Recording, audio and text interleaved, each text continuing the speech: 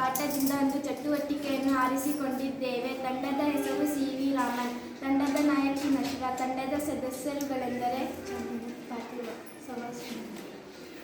ವಸ್ತುವಿನಿಂದ ಹೊರಟ ಬೆಳಕು ಮತ್ತು ನಮ್ಮ ಕಣ್ಣುಗಳನ್ನು ಪ್ರವೇಶಿಸಿದಾಗ ಮಾತ್ರ ನಾವು ವಸ್ತುಗಳನ್ನು ಕಾಣುತ್ತೇವೆ.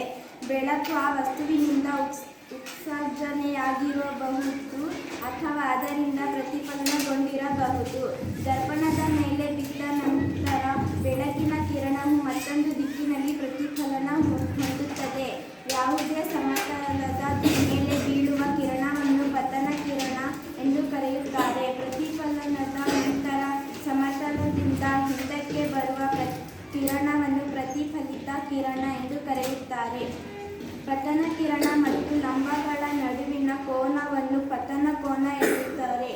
ಲಂಬ ಮತ್ತು ಪ್ರತಿಫಲಿತ ಕಿರಣಗಳ ನಡುವಿನ ಕೋನವನ್ನು ಪ್ರತಿಫಲನ ಕೋನ ಎನ್ನುವರು. ಪತನ ಕಿರಣ, ಪ್ರತಿಫಲಿತ ಕಿರಣ, ಲಂಬ. ಪತನ ಕಿರಣ ಮತ್ತು ಲಂಬದ ನಡುವಿನ ಕೋನವನ್ನು ಪತನ ಕೋನ ಎನ್ನುತ್ತಾರೆ.